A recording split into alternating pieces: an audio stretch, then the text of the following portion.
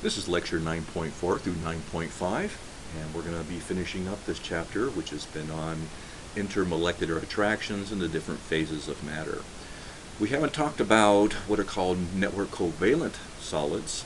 This would be essentially where you have a molecule that just goes on indefinitely. Diamond, graphite, and silicates are examples of network covalent solids. We're going to talk about ionic solids. We already mentioned how these optically charged ions are very strongly attracted to each other. And then just real briefly we'll talk about metallic solids and metallic bonding. Then we're going to be introduced to crystal structures and crystal unit cells. I think I'll wait till we get there to say much more about that. Okay, let's go ahead and get warmed up. Our first review question asks us, the boiling point of a liquid is 373 kelvins. I would say no. I think they're talking about the boiling point of water at 1 atmosphere. Okay, is the boiling point of a liquid the temperature in which the liquid's vapor pressure equals 1 atmosphere? Well, if you're at 1 atmosphere, that would be the boiling point of that liquid. Because remember, a liquid boils at a temperature at which the vapor pressure is equal to the external pressure. Okay, so the boiling point of a liquid is the pressure at which the liquid boils at 373 kelvins. No, a boiling point is a temperature, not a pressure. And is the boiling point dependent upon the volume of the liquid? No. Is it dependent upon the pressure above the liquid? And this is true. Okay, methyl alcohol, also called methanol, has a vapor pressure of 203 millimeters of mercury at 35 degrees C. If 5 grams is sealed in a 10-liter flask, what mass will remain in the liquid phase? Okay, well, our primary equation is the mass that remains in the liquid phase is equal to the total mass minus the mass that enters into the gaseous phase. And then we're going to use all this gas law information to calculate the mass in the gas phase. We're using our units, and step 1, same step 1, we're after grams of methanol. Step 2 is a little bit different for gases, and that's where we would start with the big denominator line with the unit of the universal gas constant that we're after in the numerator. And the unit we need is moles, so we use mole kelvins over that 0.0821 liter atmospheres. And that tells us where everybody else goes to cancel. Okay, so let's go ahead and plug those all in. Now, note that's going to give me moles of methanol, so I need to do one more conversion to go from moles of methanol to grams of methanol, with the molar mass being 32 grams per each mole. And so the sample that entered into the gas phase would be 3.38 grams of the methanol. I'm now going to subtract that from the original 5-gram sample to get the amount that remains in the liquid phase. It's always worth double checking to make sure that there's enough still left over, or that there was enough originally to all enter into the gaseous phase. Okay, next, which of the following statements are correct? Gas, liquid, and solid phases of a substance exist simultaneously at equilibrium at the critical pressure and temperature. No, that's describing the triple point. Above the critical pressure, only the solid phase of a pure substance can exist. Let's see, above the critical pressure, no, depending on what that pressure is, we could still be in a supercritical fluid state.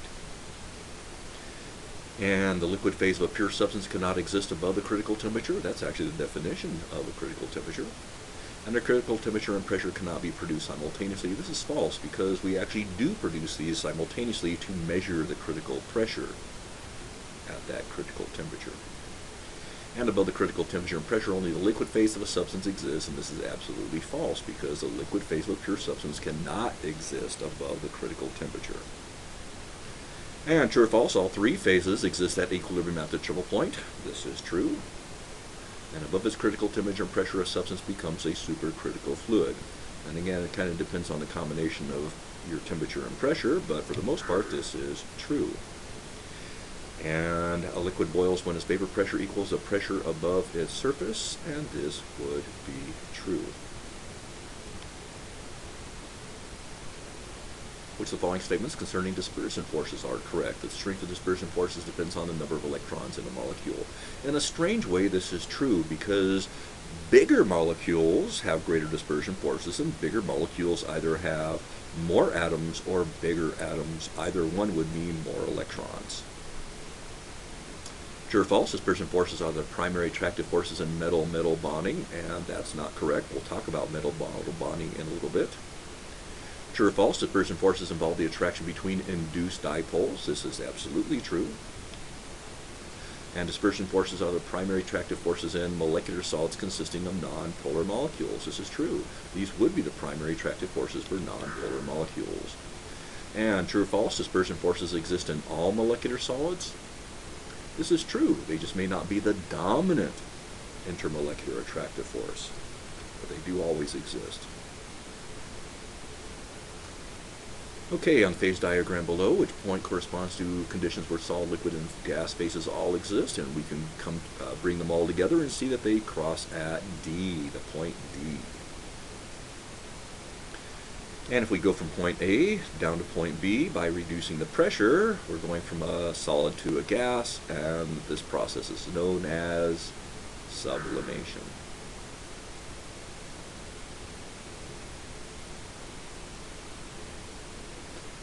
Okay, on to network covalent solids. And first, let's just talk about molecular compounds. And molecular compounds have very weak attractions between each molecule. So these intermolecular attractive forces are quite weak. And because of that, they tend to have very low melting points and very low boiling points. Now, network covalent solids are essentially where you have a huge molecule. So essentially we don't have small and discrete molecules, we would have one super huge molecule.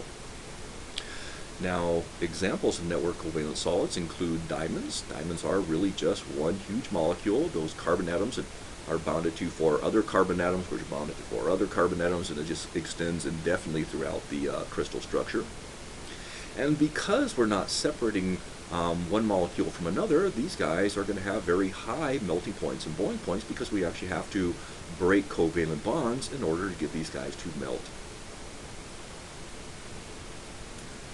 In addition to diamonds, quartz is another example where I think I have a picture. Actually, here's a illustration of carbon with its 4 bonds to 4 other carbons. This is actually a picture of graphite. That's another example of a network covalent solid. Here we actually have one of those bonds is a double bond, so that's why we only see 3 bonds, and that actually puts these all in a plane. So the reason graphite is slippery is because those planes can actually slip very readily between each other.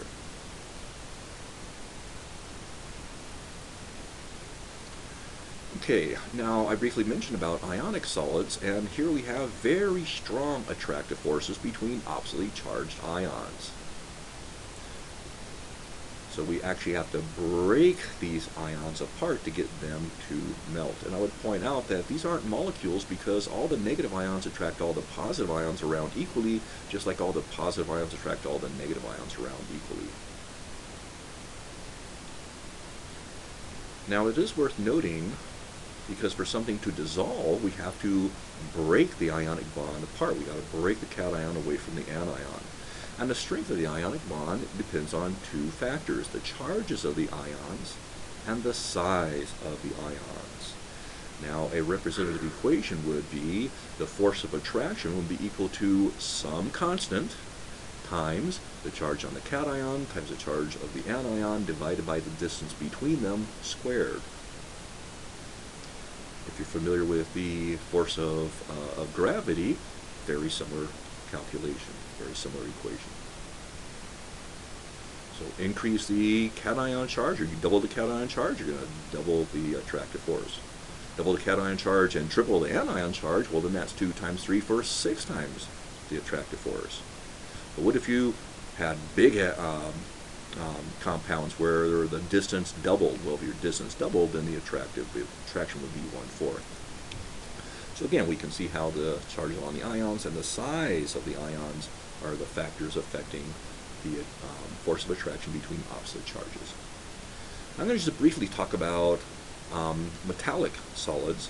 And in a metal, what we have is a host of all of these positive cores, so essentially all these nuclei, in a sea of electrons. And so all of the electrons, all the outermost electrons at least, are offered up for sharing.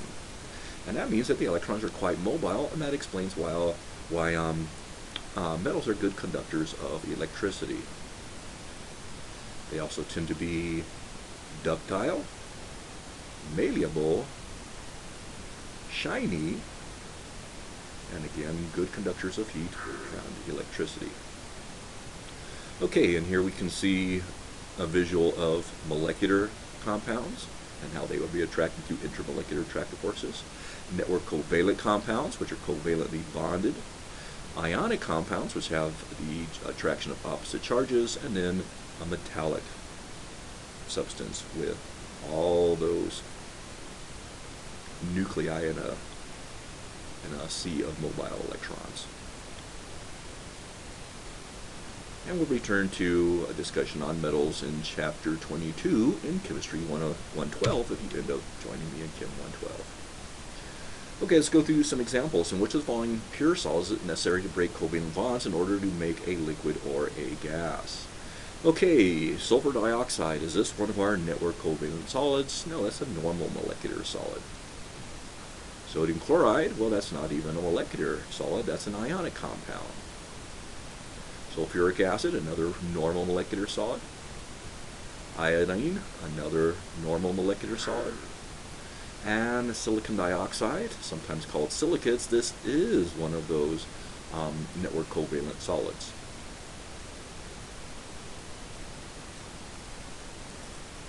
And what type of solid is lead or chloride? Well, I hope we know that's a ionic compound. That metal with the nonmetal tells us ionic. And now, which of the following are correct? Network covalent solids are usually good electrical conductors?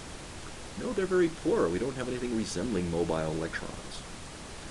Network covalent solids often have high melting points. This would be true. You're going to have very high temperatures to break apart those covalent bonds, which would be necessary to get them to melt. Network covalent solids are insoluble in common solvents. This is going to be true. They're not going to want to dissolve because, again, the dissolution would involve breaking those covalent bonds. Ionic solids typically have high melting points. This is true. Ionic solids are often hard and brittle, the crystalline structure. True. Metals have high electrical conductivity. We know this is true. Metals are typically insoluble in water, and this is true. It's hard to get them to enter into the aqueous phase. There's too much of attraction between the individual metal atoms. And ionic solids are always soluble in water? No, depending on your definition of soluble, I think I'm going to have to go with no. There may be a tiny bit that may dissolve, but that's necessarily meeting the definition of soluble. Normally soluble means that you can get at least 1/10 of a mole per liter in concentration. And ionic solids usually have high melting points. This would be true. And network covalent solids are usually poor electrical conductors. We already answered that. This would be true. Okay, on to crystal structures. And I think you're familiar with crystal structures having a repeating geometric structure that really is illustrating the underlying crystal, I'll say that crystal planes. It's crystal because it has these set planes that called cleavage planes that a crystal can be split upon. But anyway, a crystal is a large three-dimensional structure of this repeating geometric repetition over and over and over again. Okay, to describe crystal structures, we use what's called the unit cell, which would be the smallest representative unit that repeated over and over and over and over again essentially would generate the crystal structure. Now it's worth noting that so far we've identified 14 different types of unit cells, but in this class we're only going to learn about the 3 most common. Now the simplest is called the simple cubic structure, and this is pretty much like a normal cube with 8 atoms at each of the 8 corners in a cube. Now, note that each atom along the side is touching the other atom along the side. And so if we were trying to determine what's the relationship between the radii of one of these atoms and the side of a unit cell, we can see how the side of a unit cell is equal to 2 radii. That's one of the things that we want to be looking at as we proceed through these different cubic structures. How are they relating? How does the radius of the atoms relate to the size or the side of a unit cell? Okay, next we have the body-centered cubic cell, and here we have kind of like the simple cubic cell, only we have one atom that's all in the middle, that's all our own. Here's an illustration of this, and do note that the atoms along the side are no longer touching. So what we do see is they touch through the diagonal, so that front top right goes through the center back to the bottom left rear atom. So we would actually have 4 radii, one for the first atom, 2 for the guy in the middle, and 1 for the back atom. 4 radii, that would be equal to the diagonal in that cell. And we'll come up with an equation that relates that in a little bit. The last of the 3 is called the face-centered cubic structure. And here we have an atom on each of the 6 faces of that cube. And it turns out that each of those atoms is shared by just 2 cubes. We're going to be talking about who's sharing what here in just a bit. But do note how they are all touching. Now they're touching along the diagonal of a face. And so we have 1, 2, 3, 4 radii along the diagonal of one face. For earlier we had the 4 radii along the diagonal, the 3-dimensional diagonal through the cube.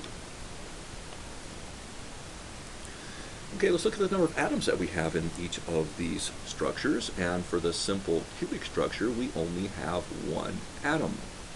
We have 8 atoms at the corners, but they're actually being shared by 8 different cubes. If we go back and look at the picture, we can see, sure enough, that each atom is being shared by 8 different cubes. So 8 times 1/8 gives us 1 atom in the simple cubic structure.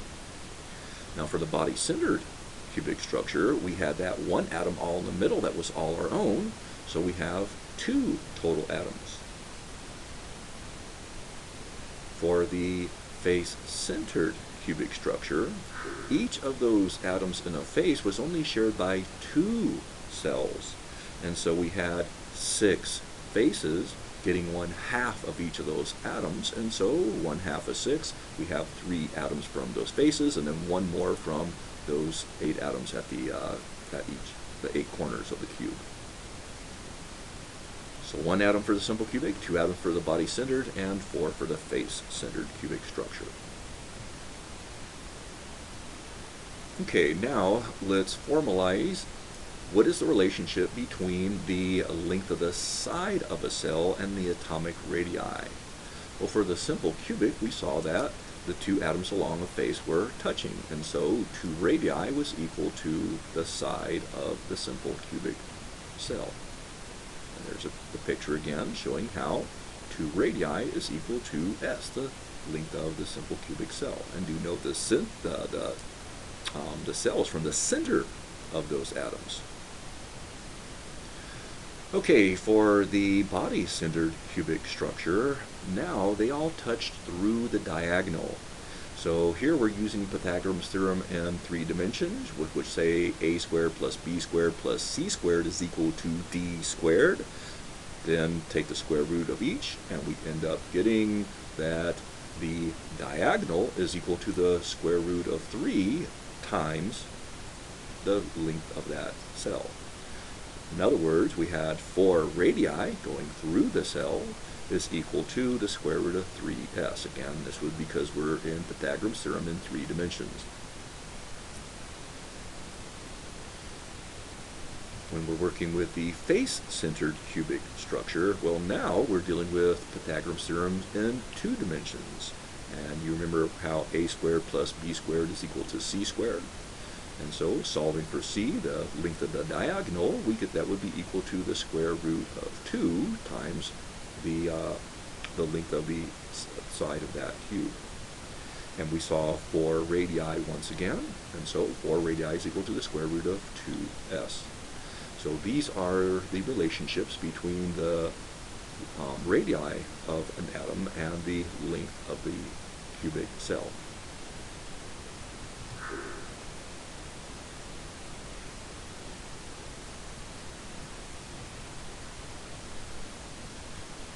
Okay, let me summarize some of this. And so we already saw that the number of atoms per unit cell, 1 for simple cubic, 2 for body-centered, 4 for face-centered.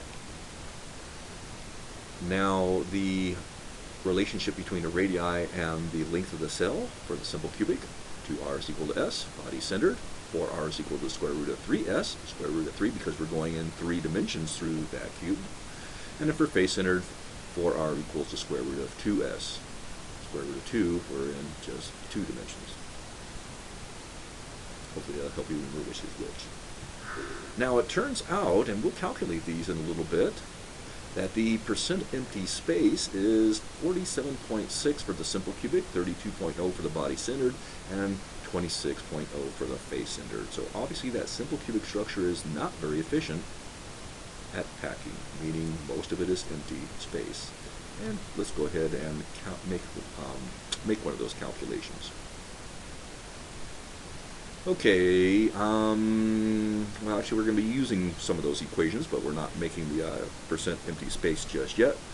Alright, so in this example we're told that silver crystallized with a face-centered cubic unit cell, 0.407 nanometers on an edge, and from this we're asked to calculate the atomic radii of silver.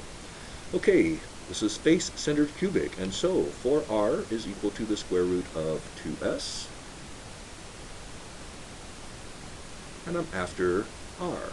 So let's divide out 4, and bring in s, so the square root of 2 times 0.407, divide by the 4, and I come up with a radii of 1.144 nanometers.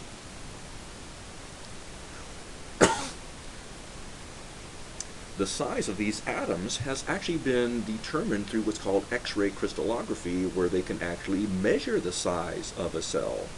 And then knowing what type of cell, we can then measure the size of the radii of one of those atoms. Okay, next, platinum has an atomic radius of 0.135 nanometers. What is the length of the side of a body-centered cubic cell? For body-centered cubic, 4r is equal to the square root of 3s. I wrote it flipped around because we're after s. Let's bring out r. So 4 times 0.135, divide the square root of 3, and I come up with 0.312 nanometers. So it's really a matter of just knowing what's the equation that relates the length of the body, of the cell to the radii of the atom in it.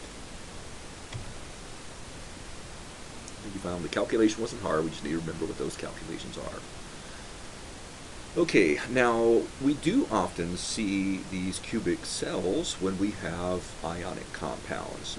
Now this could get really complicated if we had odd combinations of ions. So if we have a +2 ion with a -3 ion, that 2 to 3 ratio is going to actually probably push us into one of those other cubic structures.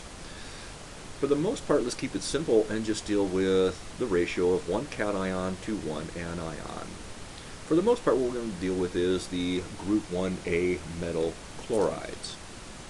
Now, which structure is preferred actually depends on the ratio of the size of the cation to the size of the anion. Depending on what that ratio is, would then dictate which is preferred. Here's a visual showing when we have very small cations, as in lithium chloride, we have room to essentially use the body-centered cubic, and we have room for those ions in between, and that little bit of room that's still open between those atoms. Versus when we get to sodium chloride, now we're starting to get quite a bit bigger. And then eventually when we get to cesium chloride, well, now those ions are so big that we actually change to a body-centered cubic structure. And that works out real well because remember, 2 atoms, one in the middle, the other one's at the 8 corners. So this actually balances quite well. And again, which structure would be dependent on the ratio of those sizes. I already mentioned how if we had odd combinations of cation and anion charges, we're going to get some really complex answers. So let's keep it simple.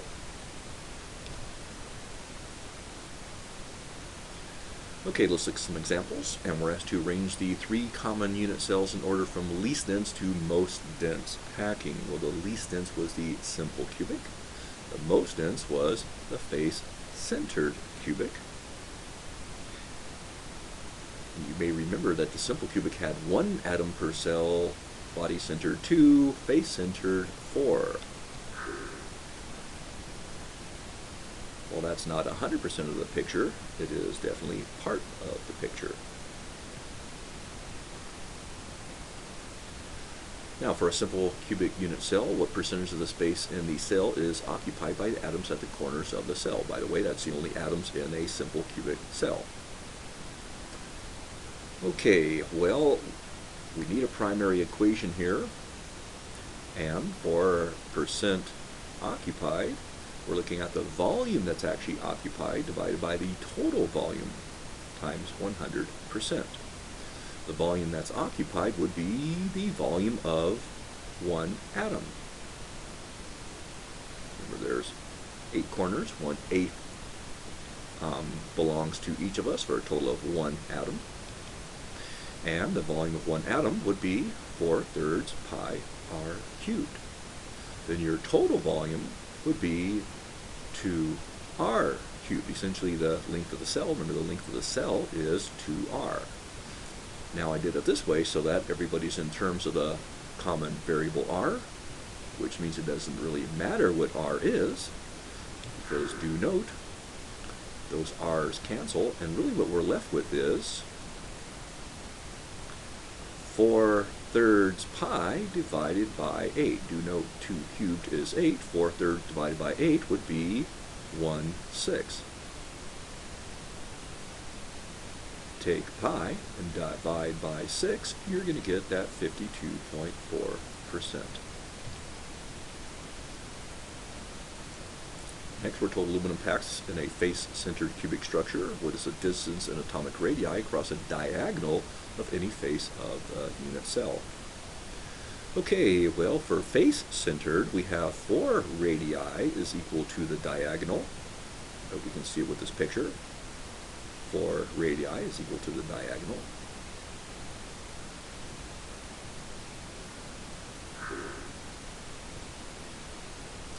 And so the distance in terms of the radii, the distance is equal to that 4r, the distance across a diagonal in 2 dimensions, in one face.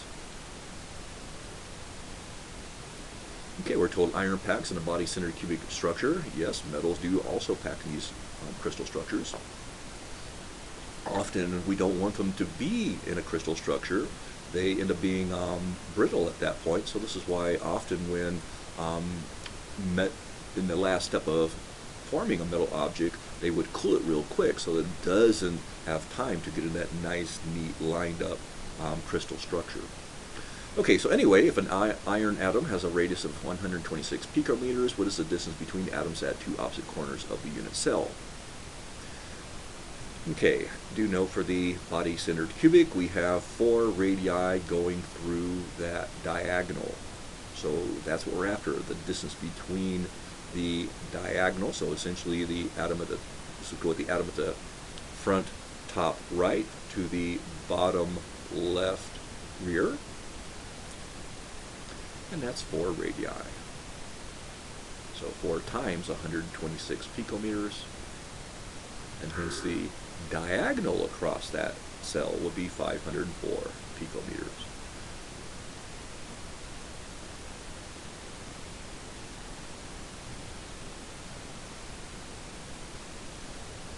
Let's practice some of the things that we've learned here. The boiling points of some group 15 hydrides are tabulated below. Which intermolecular force or bond is responsible for the high boiling point of ammonia relative to the other hydrides? And the answer is hydrogen bonding, that extremely strong polar molecular attraction. Remember, hydrogen bonding just an extremely strong polar attraction. And which of the following statements concerning hydrogen bonding are correct? Water is less dense in the solid phase than the liquid phase due to hydrogen bonding, and this is true. The water molecules actually line up to get in the solid phase, take up a little bit more room, and that's why they become less dense, and ice would then float. Good thing. If ice was more dense than water, the oceans would have frozen from the bottom up and never have melted again. Okay, true or false? Hydrogen bonding occurs in molecules with NH, OH, and FH bonds. True. Hydrogen bonding in water results in a lower than expected melting point. No, a much higher than expected melting point. The unusually high boiling points of water, ammonia, and hydrogen fluoride are the result of hydrogen bonding. True.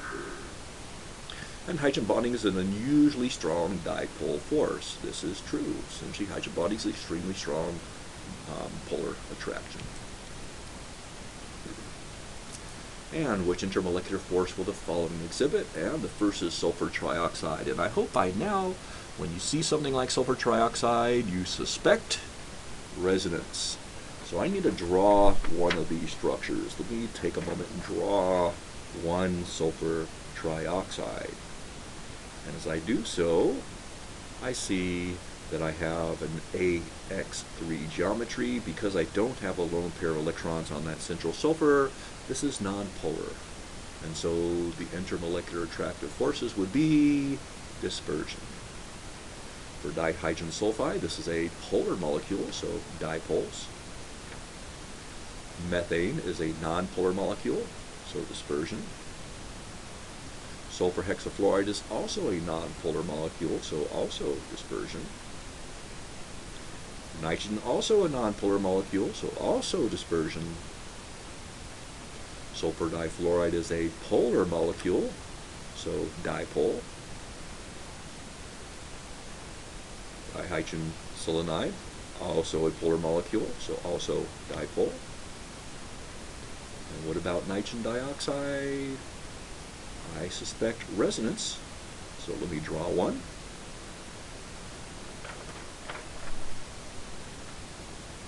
And as I draw one, I see that I am going to have either a single electron or electron pair on that central nitrogen, which is going to disrupt its symmetry, so this will be polar and hence dipole.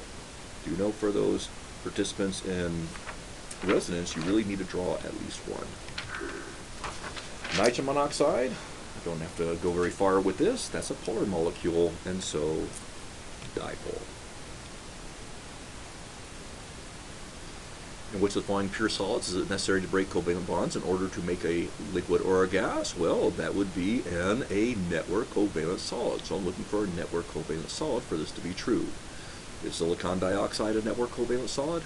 Yes. Silicates, quartz, these are examples of network covalent solids. Sodium chloride is ionic, so no. Carbon in the form of graphite is a network covalent solid, so yes, we would have to break covalent bonds to get it to melt. Iodine, no, that's a normal molecule. Octasulfur, that's also a normal molecule. So only the silicon dioxide and the graphite would require you to break covalent bonds in order to make a liquid or gas. Okay, true or false? Network covalent solids are usually good electrical conductors. False. Usually they are poor electrical conductors because they don't have anything resembling mobile electrons. Graphite actually is a little bit different because of that double bond between them, and so they actually do have some conductions within the plane, within those layers. But normally, no. Network covalent solids often have high melting points. True. Network covalent solids are insoluble in common solvents. True. Ionic solids typically have high melting points. True. Ionic solids are often hard and brittle. True. Metals have high electrical conductivity. True. Metals are typically insoluble in water. True. Ionic solids are always soluble in water. False.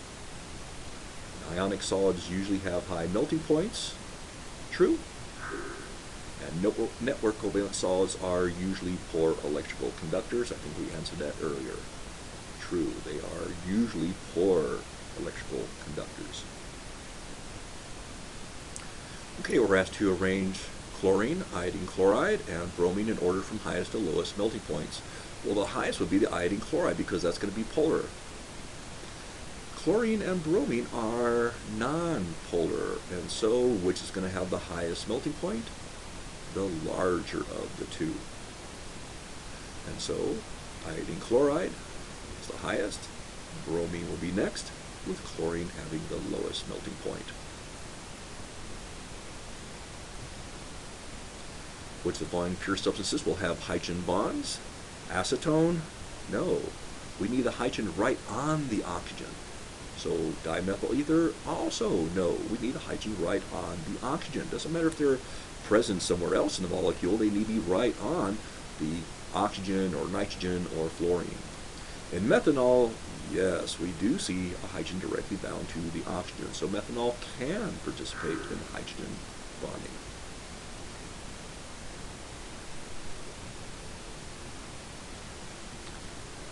Okay, that concludes lecture 9.4 through 9.5, where we talked about network covalent solids, which are essentially a giant molecule. We talked about ionic solids, where we have very strong attractions between the oppositely charged ions. And metallic solids, we saw what that consisted of. And then we spent some time talking about crystal structures and unit cells. And that concludes this lecture.